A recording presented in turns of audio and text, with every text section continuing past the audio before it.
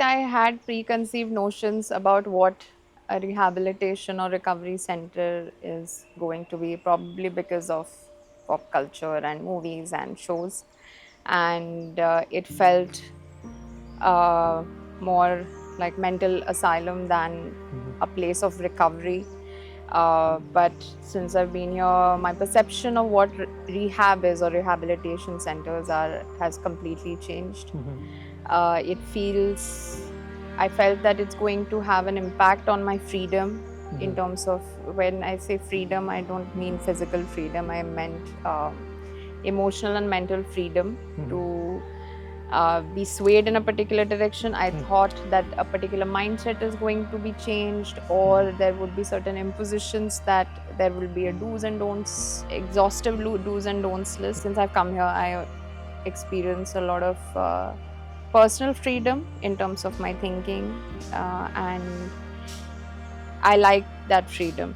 In hindsight, I could objectively look at myself and I could tell my past self if what I should have probably stopped doing is drinking alone. Objectively or practically, so much so in denial that as soon as I would see a term like addiction or dependency, or let's say Alcoholics Anonymous, I would immediately stop reading or reacting or listening to that conversation, because heart of heart I knew that deep inside that I am an alcoholic, but my mind was going into making excuses of why I was drinking, and I was blaming it on others, damaging or destroying my own self in the process. So I can now go back and objectively see this toxic cycle which I used to enter into, the thing which I'm trying to escape.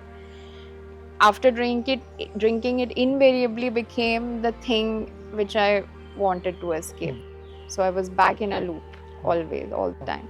Being here and doing therapy every day is something that whatever comes to my mind or how I'm feeling is immediately addressed and somewhat made sense of, and explained it to a person who probably is sort of disconnected with the reality, because we do tend to explain every addictive behavior or self-destructive behavior by making up some form of excuse or reason is the reason why we are doing.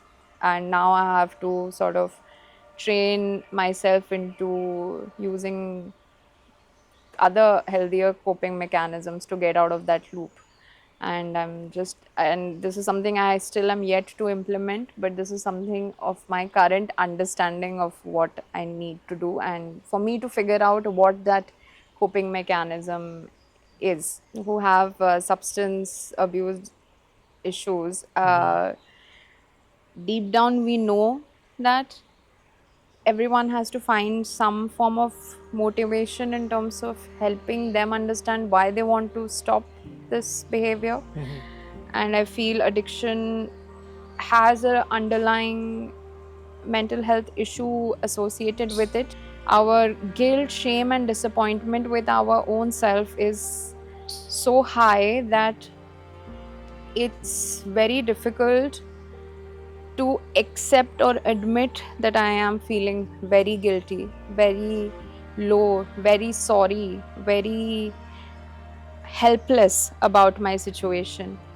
So that it prevents you from seeking help, because that is, seeking help is admitting to yourself that you have a problem.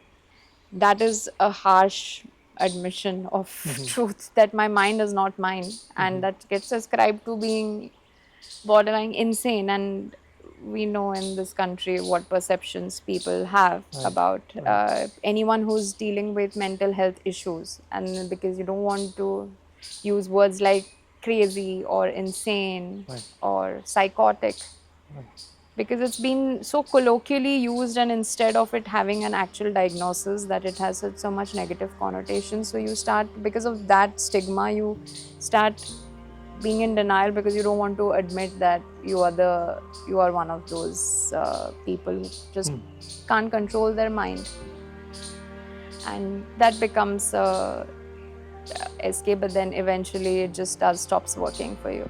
I think honesty to yourself is one of the most difficult things to do, Always. and but it's important because we have to live with ourselves, and I can escape a person, I can escape a situation, I can escape a particular circumstance or substance, but all I cannot escape is my emotions, feelings, and my mind. Right. So I have to figure out how to be in the same room with my emotions, and that is something I still struggle with it.